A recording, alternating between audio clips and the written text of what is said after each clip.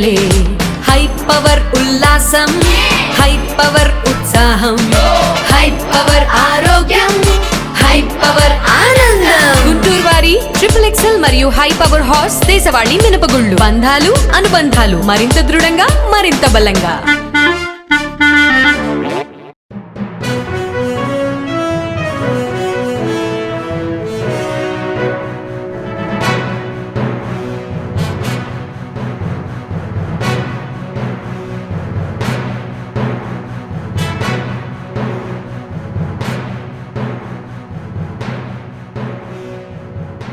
నమస్కారం. Next G news కి స్వాగతం. ముందుగా ముఖ్యాంశాలు. ప్రజలే ముందు, ఆ తర్వాతే మిగతా పనులు. ఎన్టీఆర్ భరోసా పింఛన్ల పంపిణీ కార్యక్రమంలో సీఎం చంద్రబాబు వెల్లడి. మానవతా దృష్టితో చూడండి, నవ్వుతూ వైద్యం అందించండి. వైద్యులకు సూచించిన వైద్య ఆరోగ్య శాఖ మంత్రి సత్యకుమార్ యాదవ్. మే నుంచి స్మార్ట్ రేషన్ కార్డ్ ప్రారంభమైన దీపం 2 బుకింగ్. రాష్ట్ర పౌర సరఫరాల శాఖ మంత్రి నాదెండ్ల మనోహర్. విచారణకు హాజరు కావాలి, దర్యాప్తుకి సహకరించాలి. జీజీహెచ్ మాజీ సూపరింటెండెంట్ ప్రభావతిని ఆదేశించిన సుప్రీంకోర్టు. ప్రజలే ముందు, ఆ తర్వాతే మిగతా పనులని ఏపీ సీఎం చంద్రబాబు తెలిపారు. ముందుండి నడిపించాలనే ఉద్దేశంతో క్షేత్రస్థాయిలో పనిచేస్తున్నట్లు చెప్పారు. బాపట్ల జిల్లా చినగాంజ మండలం కొత్తగొల్లపాలెంలో ఎన్టీఆర్ భరోసా పింఛన్ల పంపిణీ కార్యక్రమంలో సీఎం పాల్గొన్నారు. లబ్ధిదారుల ఇళ్లకు స్వయంగా వెళ్లి పింఛన్లు అందజేశారు. వారి సమస్యల్ని అడిగి తెలుసుకున్నారు. అనంతరం నిర్వహించిన సభలో చంద్రబాబు మాట్లాడారు. రాష్ట్ర పునర్నిర్మాణం చేపట్టే బాధ్యత తీసుకుంటున్నానని గతంలో చెప్పానని, ఆ మాట ప్రకారం ముందుకు వెళ్తున్నామని చెప్పారు. ఇప్పటికే సూపర్ 6 పథకాలు ఒక్కొక్కటిగా అమలు చేసుకుంటూ వస్తున్నామని వివరించారు. పేదరికం లేని సమాజం కోసం P4 అమలు చేస్తున్నామని తెలిపారు. ఈరోజు ఈ రాష్ట్రంలో తెలుగుదేశం పార్టీ ఇంత బలంగా ఉందంటే దానికి కారణం వెనుకబడిన వర్గాలే కారణం, మీరే కారణం అని చెప్పి మరొకసారి మీ అందరికి విజ్ఞప్తి చేస్తున్నా. ఒక రోజు 2 రోజులు కాదు, 43 సంవత్సరాలుగా తెలుగుదేశం పార్టీ జెండా మోశారు, కష్టపడ్డారు, సైకిల్ గుర్తుకే ఓటేశారు, బెదిరిస్తే భయపడలేదు. అనేక సమస్యలు వచ్చినా ఎదురుడ్డి నిలబడ్డారు. 43 సంవత్సరాలు పార్టీని ఆదుకున్న మిమ్మల్ని అన్ని విధాల ఆర్థికంగా, రాజకీయంగా, సామాజికంగా పైకి తేవాలనే ఉద్దేశంతోనే నేను ఈ గ్రామానికి వచ్చానని చెప్పి కూడా నేను మీకు తెలియజేస్తున్నా. నెల వస్తే, మొదటి తారీఖు వస్తే ఆఫీసర్లు కానీ, రాజకీయ నాయకులు కానీ అందరం కూడా మొదటి తారీఖు వచ్చిందనుకుంటాం, జీతాలు తీసుకుంటారు, హ్యాపీగా ఉంటారు. కానీ ఒక నూతనమైన నిర్వచనం ఇచ్చి మొదటి తారీఖు వస్తే ప్రజల సేవలో అందరూ ఉండాలని పేరు కూడా ప్రజాసేవలో అనే పేరు పెట్టి 7 గంటలకు మీ తలుపు దట్టి మీకు డబ్బులు ఇచ్చే కార్యక్రమాన్ని ఏర్పాటు చేశాను. కలెక్టర్ దగ్గర నుంచి, మంత్రి దగ్గర నుంచి కింది స్థాయిలో ఉండే అధికార యంత్రాంగం, రాజకీయ ప్రతినిధులు అందరూ కూడా మీ దగ్గరికి రావాలి, మీ దర్శనం చేసుకోవాలి. ప్రజలే ఫస్ట్ అంటే ప్రజలే ముందు, ఆ తర్వాతనే మిగిలినటన్నీ. ఆ నినాదంతో ఇప్పటికి 10వ నెల నేను అమరావతిలో ఉంటే, ఏసీ రూమ్లో ఉంటే 2 రోజుల తర్వాత మా మంత్రులంతా నన్ను తిట్టుకొని ఈయన ఏసీ రూమ్లో ఉన్నాడు అని వీళ్ళు కూడా ఎగ్గొట్టే పరిస్థితి వస్తుంది. నేను ముందుండి నడిపించాలనే ఉద్దేశంతో క్షేత్రస్థాయిలో నేను పనిచేస్తున్నాను. ఎప్పుడు కూడా యుద్ధం చేసేటప్పుడు సైన్యాధిపతి ముందుండకపోతే యుద్ధంలో జయించలేము. అందుకని నేను ఈ కార్యక్రమానికి శ్రీకారం చుట్టాను. ఎన్నికల ముందు చాలా విషయాలు మీకు చెప్పాను. నేను ఈరోజు సమస్యలున్నాయి, చాలా కష్టాలున్నాయి. ఏదైనా ప్రజల సమస్యలు మాట్లాడితే వాళ్ళ మీద దాడులు చేశారు. గ్రామాల్లో ఉండే మీరంతా బయట రానియకుండా మిమ్మల్ని కట్టడి చేశారు, వేధింపులు చేశారు, ఇవన్నీ జరిగాయి.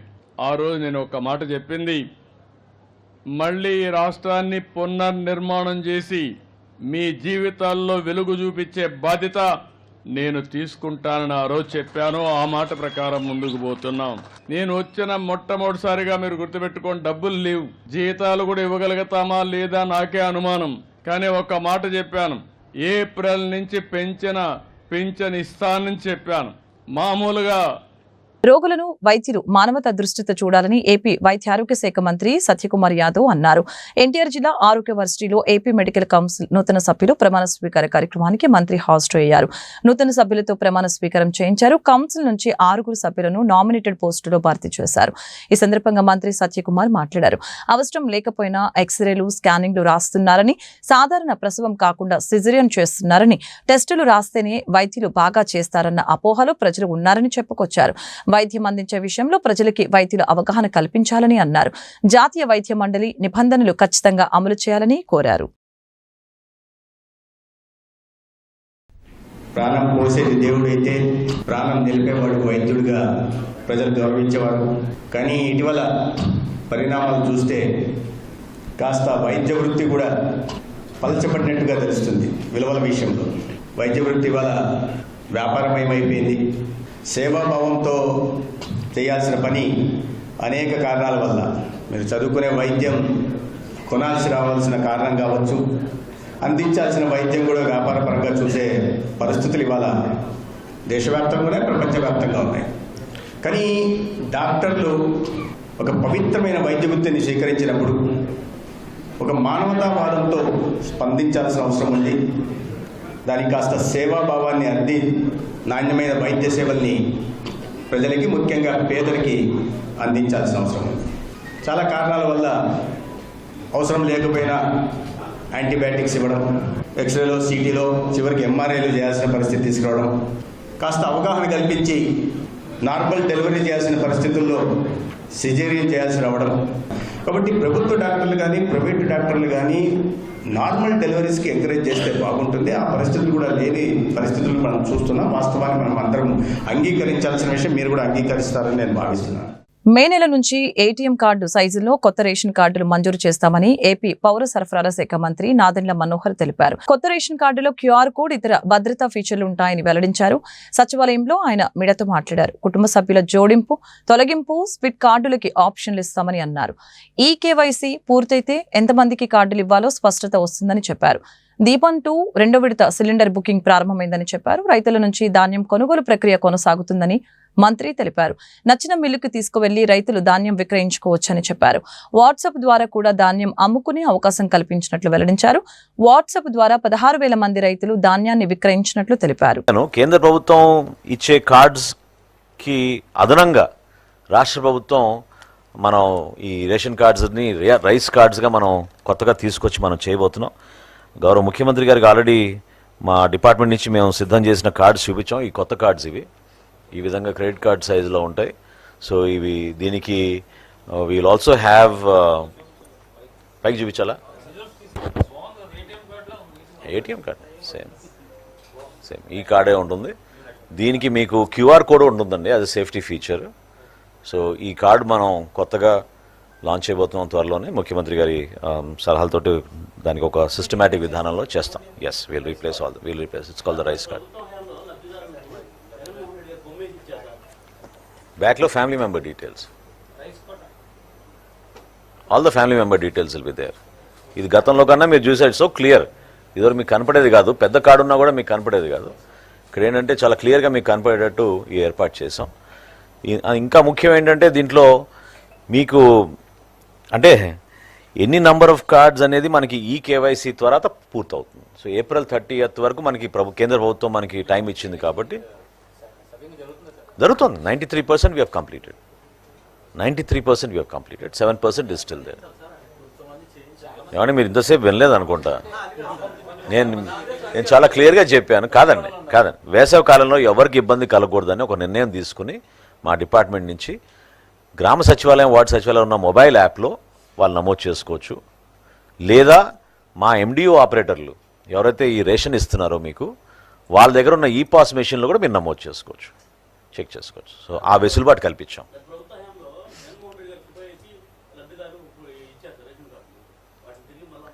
అదే తేడా అండి. మా కూటమి ప్రభుత్వం చూడండి ఎక్కడా ఫోటోలు లేకుండా ప్రతి ఒక్కరిని మేము గౌరవించుకునే విధంగా ఒక సిస్టమేటిక్ విధానంలో తయారు చేస్తున్నాం. ఇది పర్ఫెక్ట్గా.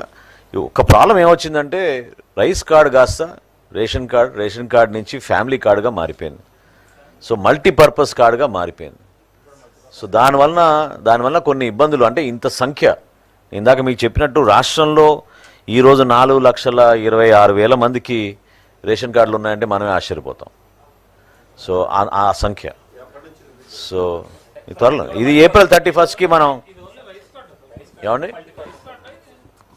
మాజీ ఎంపీ, ఏపీ శాసనసభ డిప్యూటీ స్పీకర్ రఘురామకృష్ణంరాజుపై కస్టోడియల్ టార్చర్ వ్యవహారంలో కీలక పరిణామం చోటు చేసుకుంది. గుంటూరు జీజేహెచ్ మాజీ సూపరింటెండెంట్ ప్రభావతి దర్యాప్తునికి తప్పక సహకరించాలని సుప్రీంకోర్టు ఆదేశించింది.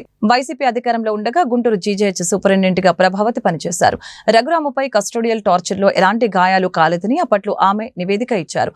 ఈ అంశంపై మంగళవారం సుప్రీంకోర్టులో విచారణ జరిగింది. ఈ నెల 7, 8వ తేదీలో సంబంధిత పోలీస్ స్టేషన్లో దర్యాప్తు అధికారి ముందు విచారణకు హాజరు కావాలని ప్రభావతిని అత్యున్నత న్యాయస్థానం ఆదేశించింది. దర్యాప్తునికి పూర్తిగా సహకరించాలని మధ్యంతర ఉత్తర్వులో పేర్కొంది. ఆప్కాస్ నిర్వహణ రాష్ట్ర ప్రభుత్వమే నిర్వహించాలని ఏపీ మున్సిపల్ వర్కర్స్ యూనియన్ నాయకులు కోట మాల్యాద్రి డిమాండ్ చేశారు. ప్రైవేట్ వ్యక్తులకు అప్పగించే ఆలోచన విరమించుకోవాలని చెప్పారు. పర్మనెంట్ కార్మికుల్లాగానే ఆప్కాస్ కార్మికులకి రిటైర్మెంట్ వయసు 62 ఏళ్లు కార్మికుల సమస్యల్ని పరిష్కరించాలని కోరుతూ ఏపీ మున్సిపల్ వర్కర్స్ యూనియన్ ఆధ్వర్యంలో మంగళవారం గుంటూరు కార్పొరేషన్ కార్యాలయం ఎదుట నిరసన ప్రదర్శన జరిగింది. ఈ సందర్భంగా కోట మాల్యాద్రి మాట్లాడుతూ పారిశుద్ధ్య కార్మికులకు కూటమి ప్రభుత్వం ఇచ్చిన ఎన్నికల హామీలను తక్షణమే అమలు చేయాలని అన్నారు. పర్మనెంట్ కార్మికులకి సంబంధించిన సరెండర్ లీవ్స్, డిఏలను వెంటనే విడుదల చేయాలని అన్నారు. లేని పక్షంలో ఆందోళన తీవ్రతరం చేస్తామని హెచ్చరించారు. వచ్చిన తర్వాత మున్సిపల్ కార్మికుల మీద అట్లాగే ఆప్కాస్ వర్కుల మీద వాళ్ళ ప్రయోగం చూపినట్టు అర్థమవుతా ఉంది. ఏదైతే అధికారంలోకి వచ్చి 10 నెలలు అయింది, గత ఎప్పటి నుంచో కూడా వాస్తవంగా పర్మనెంట్ కార్మికుల రిటైర్మెంట్ 58, ఆ 58 మరి కాంట్రాక్ట్ వర్కర్లు కూడా 58కి వర్తింపు చేశారు. తర్వాత 60 చేశారు. 60ని మరి పర్మనెంట్ ఆప్కాస్ అందరు కూడా 60గానే ఉంచారు. ఇప్పుడు మాత్రం ఇప్పుడు గుర్తొచ్చి మరి పర్మనెంట్ కార్మికులకు మాత్రం రిటైర్మెంట్ 62, కాంట్రాక్ట్ మాత్రం 60. ఇది సరైనది కాదు. వాళ్ళని కూడా 62 సంవత్సరాలుగానే వాళ్ళ పదవి విరమణ తీసుకోవాలని ఏఐటీసీగా డిమాండ్ చేస్తూ ఉన్నాం. అట్లాగే మరి రిటైర్ చేస్తూ ఉన్నారు, కానీ వారి పిల్లలకి ఆ ఉద్యోగం ఇవ్వాలని కోరుతూ ఉన్నాం. వారికి రావాల్సినటువంటి మరి పెన్షన్ సంబంధించి రావాల్సిన మరి పెండింగ్లో ఉన్నటువంటి అన్నీ కూడా ఇవ్వాలని ఒక పక్క కోరుతూ, అట్లాగే పర్మనెంట్ కార్మికులకు సంబంధించి ఏదైతే మరి సరెండర్ లీవ్ సంబంధించి ఉందో సరెండర్ లీవ్లు మరి బిల్లులన్నీ పెట్టుకున్నారు. ఇప్పటికి కూడా సరెండర్ లీవ్ని విడుదల చేయలేదు. వెంటనే విడుదల చేయాలని కోరుతా ఉన్నాం. అట్లాగే నగరపాలక సంస్థ సంబంధించి మరి సరిపోయిన వాళ్ళ పిల్లల్ని తీసుకోవడానికి మరి 25 మంది వరకు వాళ్ళంతా ఉన్నారు. వాళ్ళని వెంటనే విధుల్లో తీసుకోవాలని కోరుతా ఉన్నాం. పర్మనెంట్ కార్మికులకు సంబంధించి సబ్బులు, చెప్పులు, కుట్టుకూలి చిన్నవి కూడా పెండింగ్ ఉన్నాయి. వెంటనే అవన్నీ కూడా ఇవ్వాలని మరి కమిషనర్ గారి దృష్టికి తీసుకెళ్తా ఉన్నాం. ఏదైతే మరి సమస్యలు పరిష్కారం కాకపోతే ఆందోళన కొనసాగిస్తామని కూడా ఆందోళన పద్ధతి కూడా మార్చుకుంటామని హెచ్చరిస్తా ఉన్నాం. రాష్ట్ర వ్యాప్తంగా సంచలనం సృష్టించిన పాస్టర్ ప్రవీణ్ పగడాల హత్యపై హైకోర్టు మాజీ న్యాయమూర్తులతో విచారణ జరిపించాలని క్రైస్తవ సంఘాల ఐక్యవేదిక నాయకులు డాక్టర్ గోళ్లమూడి రాజసుందర్ బాబు, బూసి రాజలత డిమాండ్ చేశారు. ఈ హత్య పక్కా పథకం ప్రకారం జరిగిందని చెప్పారు. అదేవిధంగా సోషల్ మీడియాలో పాస్టర్పై వైరల్ అవుతున్న ఫేక్ విజువల్స్ ని అదుపు చేయాలని అన్నారు. రాష్ట్ర స్థాయి క్రైస్తవ పాస్టర్ల రక్షణ చట్టాన్ని ఏర్పాటు చేయాలని కోరుతూ మంగళవారం జిల్లా కలెక్టర్ నాగలక్ష్మికి ఐక్యవేదిక నాయకులు విజ్ఞాపన పత్రం అందజేశారు. ఈ సందర్భంగా వారు మీడియాతో మాట్లాడారు. పాస్టర్ ప్రవీణ్ పగడాల మృతిపై చాలా అనుమానాలు ఉన్నాయని చెప్పారు. ఇంతవరకు పోలీసులు పాస్టర్ పోస్ట్ మార్టం రిపోర్టు బయటపెట్టలేదని చెప్పారు. సోషల్ మీడియాలో కల్పిత విజువల్స్ తో ఈ హత్య కేసుని పక్కదారి పట్టిస్తున్నారని ఆరోపించారు. వాటిని వెంటనే తొలగించాలని అన్నారు. కార్యక్రమంలో ఐక్యవేదిక నాయకులు గద్దె రత్నశ్రీ, మొద్దు ప్రేమజ్యోతి బాబు, రమేష్ తదితరులు పాల్గొన్నారు. Rajasundarababu సామాజికవేత్త and social reformer, idea ఎద్దువా ఐక్య అనే సంఘాలకి వ్యవస్థాపకుడిగా ఉన్నాను. ఈ రోజున 24వ తారీఖున అంతర్జాతీయ సువార్థికుడు పాస్టర్ ప్రవీణ్ పగడాల హత్యగావించి ఆయన యొక్క మోటార్ బైక్ని హత్య చేసిన వాడిలో ఒకడు అక్కడి దాకా రైడ్ చేసుకుంటూ వచ్చి తర్వాత బాడీని వేరే విధానంలో పొలాల్లో గుండా స్థలాల్లో గుండా తీసుకొచ్చి ఆ రోడ్డు ప్రక్కన పడుకోబెట్టి ఆయన పైన చక్కటి దుప్పటి పరిచినట్టుగా మోటార్ బైక్ని అమర్చి మళ్ళీ ఈ మధ్యకాలంలో ఆయన ఒక షాపు దగ్గర వైన్ కొంటున్నట్టుగా ఇంకో చోట వైన్ కూర్చుని సేద తీరుతున్నట్టుగా నానా రకాలైన ఒక డ్రామాలు అనేది జరుగుతూ ఉన్నది. పగడాల ప్రవీణ్ అనే ఆయన ఆయన ఎవరు చంపలేదు, ఆయన్ని కేవలం యాక్సిడెంట్ వల్లే మరణించాడని చూపేందుకోసం ప్రయత్నం జరుగుతుంది.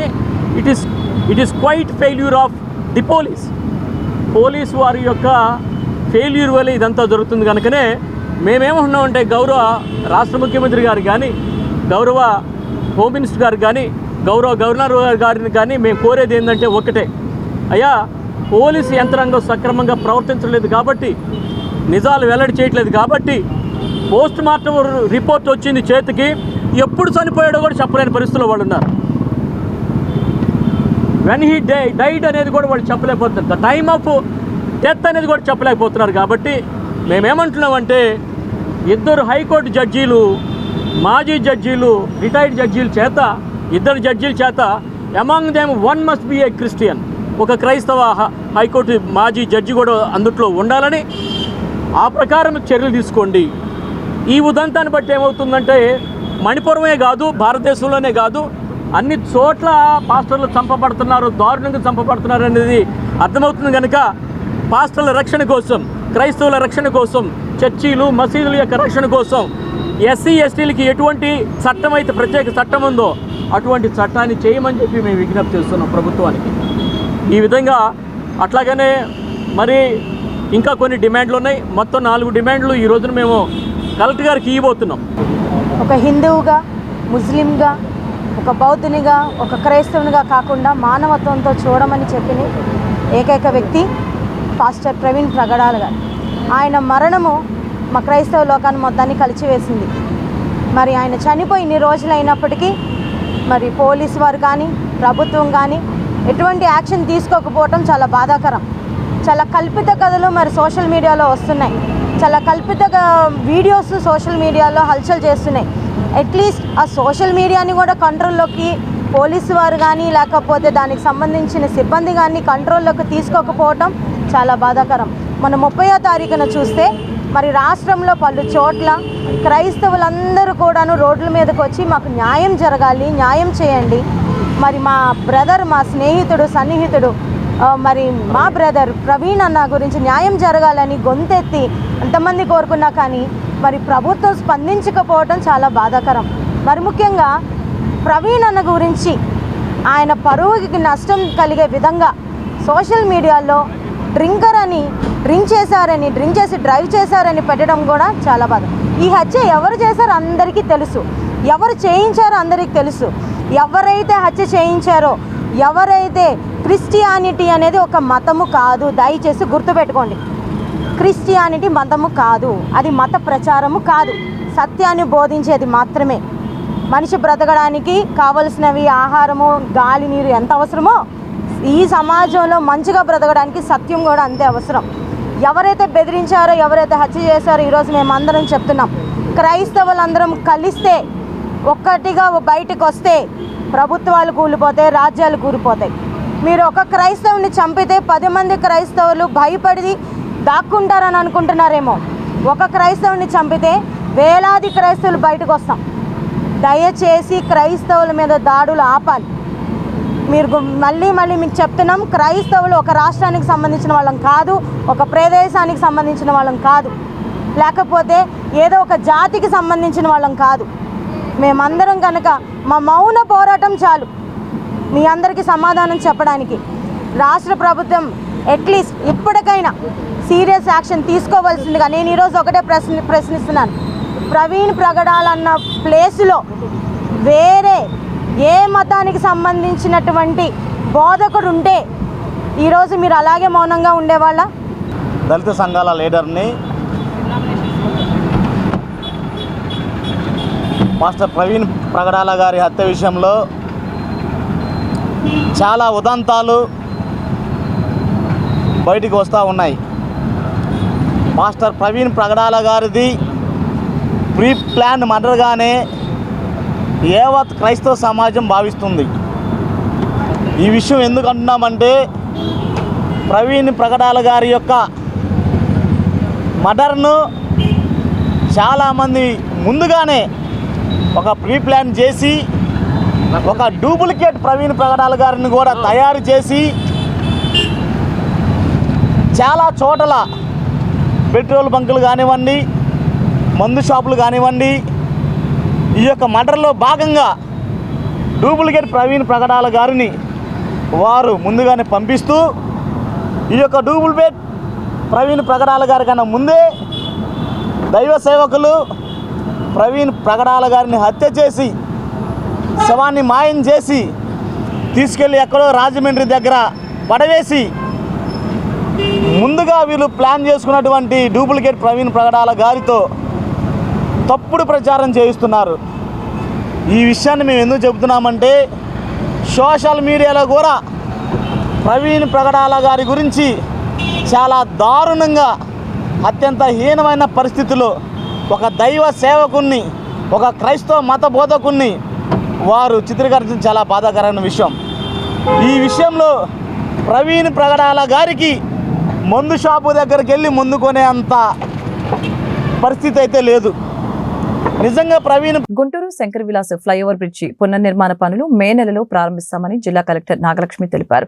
జిల్లా ఎస్పీ సతీష్ కుమార్, నగర కమిషనర్ పులు శ్రీనివాసులతో కలిసి కలెక్టర్ మంగళవారం మీడియాతో మాట్లాడారు. శంకర్ విలాస్ ఫ్లైఓవర్ బ్రిడ్జిని 4 లైన్ల రహదారిగా విస్తరిస్తున్నట్లు వెల్లడించారు. ఈ ఫ్లైఓవర్ బ్రిడ్జిని భవిష్యత్తు ప్రజా అవసరాలని దృష్టిలో పెట్టుకుని నిర్మిస్తున్నట్లు తెలిపారు. ఈ బ్రిడ్జి నిర్మాణంపై ప్రజలు అపోహలు వీడాలని చెప్పారు. అదేవిధంగా ట్రాఫిక్ సమస్య లేకుండా ప్రత్యామ్నాయ మార్గాలు ఏర్పాటు చేయడం జరిగిందని అన్నారు. చేశాక ఆర్ఓబి చేయడం అనేది కొంచెం ఇంకా ఇట్ బికమ్స్ ఫర్దర్ ఛాలెంజింగ్. ఎందుకంటే ఆర్ఓబికి మనము ఫౌండేషన్స్, పిల్లర్స్, ఫౌండేషన్స్ బ్రిడ్జ్కి వేయాల్సి వచ్చినప్పుడు ఆర్ఓబి చేసి ఆర్యూబి చేయడంలో ఆ ఏరియా డిస్టర్బ్ కాకుండా చూడొచ్చు. బట్ ఆర్యూబి చేసి ఆర్ఓబి చేసినప్పుడు ఎంతన్నా ఎక్స్కవేషన్స్, అదర్ వర్క్స్ ఉంటాయి కాబట్టి కొంచెం మనకి ఎగ్జిక్యూషన్ స్టేజ్లో కూడా ఆ ఆర్డర్ ఆఫ్ ఎగ్జిక్యూషన్ అనేది స్ట్రక్చరల్గా చూస్తే it is not the correct order of execution. So మనము ఫ్యూచర్లో ఇప్పుడు మనం ఈ ఆర్ఓబి కంప్లీట్ చేసి ఈ సర్వీస్ రోడ్స్, ఈ అండర్ పాసెస్ ఇవన్నీ కంప్లీట్ చేసి ఇంకా కూడా మనకి వేరియస్ ఇప్పుడు జీజీహెచ్ సైడ్ కానీ, రైల్వే స్టేషన్ సైడ్ కానీ, ఈ సైడ్ వెళ్ళడానికి మెడికల్ కాలేజ్ సైడ్ కానీ వెళ్ళడానికి మనకి ట్రాఫిక్కి ఇంకా ఇబ్బంది అని అనిపిస్తే ఖచ్చితంగా ఆర్యూబీ కూడా we will get it sanction, RUB కూడా జరిగే అవకాశం ఉంటుంది.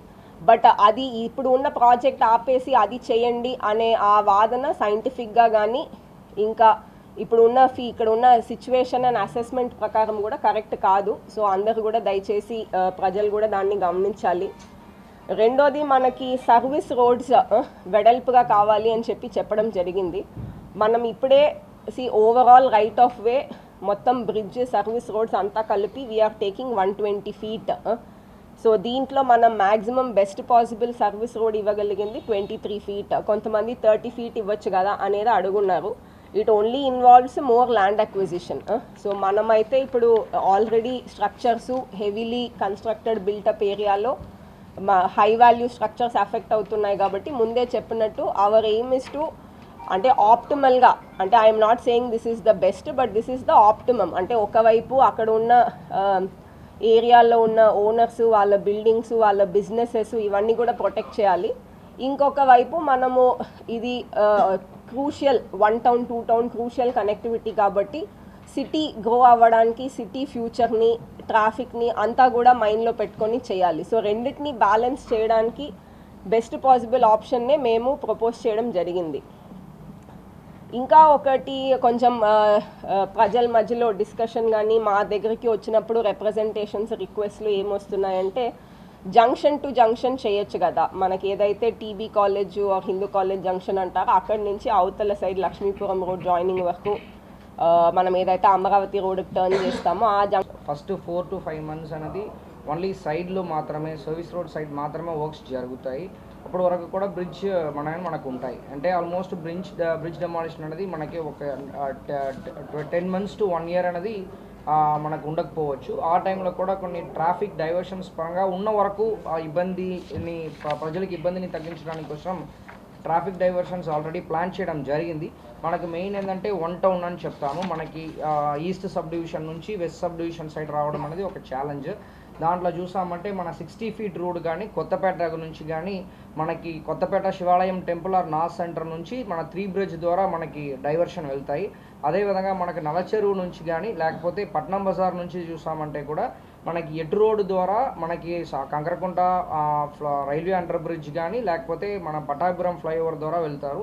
అదేవిధంగా మనకి ఈ ఓల్డ్ గుంటూరు కానీ లేకపోతే మనకి లాలాపేట నుంచి చూసామంటే మనకి ఎంటీబీ సిగ్నల్స్ నుంచి కూడా మనకి పటాపురం ఫ్లైఓవర్ కానీ లేకపోతే కంకరకుంట రైల్వే అండర్ బ్రిడ్జ్ ద్వారా కానీ వెళ్తారు. సో మెయిన్ అనేది ఇది ఛాలెంజ్ కాబట్టి సో ఇది మనం కొన్ని ప్రాపర్గా రెగ్యులేట్ చేయడానికి లేకపోతే ఎక్కడైనా ఎక్స్టెన్షన్ కావాలంటే కలెక్టర్ మ్యామ్ దగ్గర అడిగి కొన్ని ఎక్స్టెన్షన్ కొన్ని చేసుకొని ఈ డైవర్షన్ అనేది మనం చేస్తాము. అదేవిధంగా మీ అమరావతి నుంచి వచ్చినప్పుడు చూసారంటే మనకి చిల్లీ సెంటర్ నుంచి ఎస్పెషలీ బస్సెస్ చిల్లీ సెంటర్ నుంచి మనం డైరెక్ట్గా ఇన్నర్ రింగ్ రోడ్లో తీసుకొని మనం బస్ స్టాండ్కి తీసుకుంటాము. సో దట్ వాళ్ళు కూడా లోపలికి రాకుండా అక్కడ కూడా కొన్ని కంజక్షన్ని ఫ్రీ చేస్తాము. అదర్వైజ్ వెస్ట్ సైడ్ మనకు పెద్ద డిస్టర్బెన్సెస్ లేకపోవచ్చు. ఫర్ ఎగ్జాంపుల్ ఎస్విఎన్ కాలనీ కానీ ఉజనగుట్ల కానీ శ్యామలా నగర్ కానీ ఇది வந்து కంకరగుంట గేట్ ఫ్లైఓవర్ నుంచి యాజ్ యూజువల్ రూట్లో వెళ్ళిపోతారు. అదేవిధంగా మనకు లక్ష్మీపురం కానీ రాజేంద్ర నగర్ కోబాల్పేట వాళ్ళు కూడా కంకరగుంట రైల్వే అండర్ బ్రిడ్జ్ నుంచి యాజ్ యూజువల్ రూట్లో వెళ్ళిపోతారు. సో ఇలాగా మనం డైవర్షన్స్ కూడా ప్లాన్ చేసుకోవడం జరిగింది. దీని ఒక రూట్ మ్యాప్ కూడా కమింగ్ డేస్లో ఒకసారి అన్ని సోషల్ మీడియాలో మీ ద్వారా కూడా అన్నింటి కూడా సర్క్యులేట్ చేయడానికి కూడా ప్లాన్ చేస్తున్నాం. ఆరోగ్యమే మహాభాగ్యమని మన పూర్వీకులు చెప్పింది అక్షర సత్యం. ఆధునిక యుగంలో మనం తీసుకునే ఆహారం విషతుల్యంగా మారుతుంది. ఇది నమ్మినా నమ్మకపోయినా కఠోర వాస్తవం. ఇదే విషయాన్ని వ్యవసాయ సైంటిస్టులు, వైద్యులు, ఆహార నిపుణులు హెచ్చరిస్తున్నా పెద్ద ఎత్తున రైతులు రసాయనిక ఎరువులు వాడుతూనే ఉన్నారు.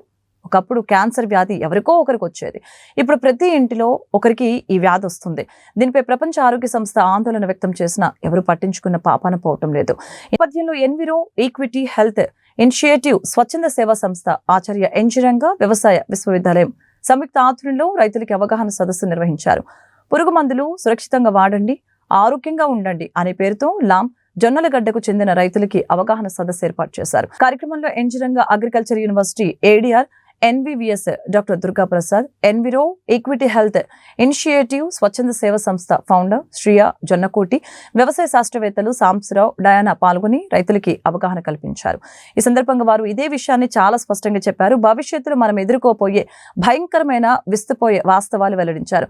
ఒక్క మాటలో చెప్పాలంటే మానవ మనుగడే ప్రశ్నార్థకంగా మారే ప్రమాదం పొంచి ఉందని చెప్పారు. పంట ఉత్పత్తులు గణనీయంగా పెరగాలని తాపత్రయంతో ఎక్కువ మోతాదులో క్రిమి సంహారక మందులు వాడితే దాని వలన కలిగే దుష్ఫలితాలు మానవ సమాజం ఎదుర్కోవాల్సి వస్తుందని హెచ్చరించారు. కార్యక్రమంలో జొన్నలగడ్డ మాజీ ఉప సర్పంచ్ ఆదర్శ రైతు వంగ నవీన్ రెడ్డి, లాం జనసేన పార్టీ నాయకులు ఎం సూర్యనారాయణ తదితరులు పాల్గొన్నారు. ఏమైందంటే పురుగు మందులు వాడుతున్నారు కానీ సరైన రక్షణ లేకుండా వాడుతూ ఉన్నారు అన్నమాట. దానివల్ల అనేక దుష్ఫలితాలు వెంటనే రావు. ఒక 15-20 సంవత్సరాలకే అది బయటపడుతూ ఉంటాయి. ఆ బయటపడినప్పుడు కూడా దీనివల్లే వచ్చినాయి అనేది కూడా తెలియకుండా వస్తూ ఉన్నాయి అన్నమాట. సో ఇటువంటి పరిస్థితుల్లో ఉన్న వ్యవసాయ పరిస్థితుల్లో మిగతా దేశాలతో పోలిస్తే ఈ రకంగా ఉన్నాం కాబట్టి మనం వాడే పురుగు మందులకి సరైన ఇది చాలా తక్కువ అవగాహనతో ఉన్నారు. సరైన ప్రొటెక్టివ్ క్లాత్ కవరింగ్ వేసుకుని ప్రాపర్గా పిచికారీ చేసుకుంటేనే ఈ రసాయన మందుల వల్ల కొంత రక్షణ కలుగుతుంది అన్నమాట. సో ఈరోజు శ్రియా గారు సొంత గడ్డ మీద అభిమానంతో ఇటువంటి దుష్ప్రభావాలు, వ్యవసాయంలో దుష్ప్రభావాలని కొద్దిగా తగ్గించాలనే ఉద్దేశంతో ఇలాంటి కార్యక్రమాలు మన భారతదేశంలో ఏర్పాటు చేయడం చాలా గర్వించదగ్గ విషయం. ఎందుకంటే డెవలప్ అయిన దేశాల్లో స్వచ్ఛంద సంస్థలు ఏదైనా కానీ సమాజంలో సరిగా మెరుగైన సౌకర్యాలు కానీ వ్యవస్థలు కానీ హెల్త్ హజార్డ్స్లో ఉన్న వాటి మీద చాలా దేశాల్లో కొన్ని స్వచ్ఛంద సంస్థలు పనిచేస్తూ ఉంటాయి. దాన్ని సరిచేయటానికి, అంటే సమాజంలో ఉన్న గ్యాప్ని సరిచేయటానికి ఏ విషయంలో అన్నా కానీ ఆహారం దగ్గర నుంచి హెల్త్ దగ్గర నుంచి వ్యవసాయంలో అన్నిటిలోని ఏదన్నా అసమానతలు ఉన్న వాటిని స్వచ్ఛంద సంస్థలు ముందుకు వచ్చి వాటి మీద కృషి చేసి అవగాహన కల్పించి వాటిని సరిచేయాలనే దృక్పథం ఎక్కువగా వెస్ట్రన్ కంట్రీస్లో స్వచ్ఛత సంస్థలకు ఉండదు. అదే ఇనిషియేటివ్తో అక్కడ చూసిన ఇనిషియేటివ్తో మేడం అంతేనా శ్రియా గారు వేరే దేశాల్లో మంచి ఇనిషియేటివ్ ఉన్న థింగ్స్ని మన భారతదేశంలో కూడా తీసుకొచ్చి ఇక్కడ ప్రజానికానికి కూడా మంచి చేయాలనే ఉద్దేశంతో స్వచ్ఛంద సంస్థ ద్వారా అమెరికా నుంచి ఇక్కడికి వచ్చి ఈ సమస్యను తీసుకుని, అంటే వ్యవసాయంలో పురుగు మందులు ఎక్కువగా వాడటం వలన దుష్ప్రభావాలు వస్తున్నాయి కాబట్టి రికమెండెడ్ డోస్, రికమెండెడ్ టైమ్, తర్వాత రికమెండెడ్ స్ప్రే ఎక్విప్మెంట్. సో అది కనుక రైట్గా మనం కనుక వాడగలిగితే మనము ఇలాంటివన్నీ పెస్టిసైడ్ని ఎఫిషియెంట్గా మనము యూస్ చేయొచ్చు అనమాట. ఓకే అండి, యాక్చువల్లీ ఇది లాస్ట్ రిసార్ట్గానే దేంట్లోనైనా చెప్తా ఉన్నాం మనం పెస్టిసైడ్ అప్లికేషన్ అనేది.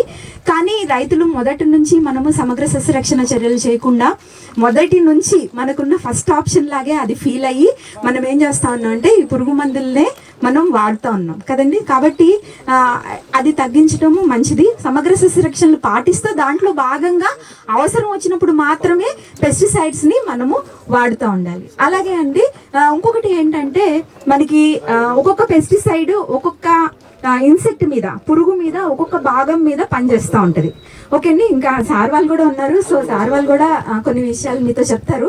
సో దాన్ని ఏంటంటే మనకి మోడ్ ఆఫ్ యాక్షన్ అంటాం.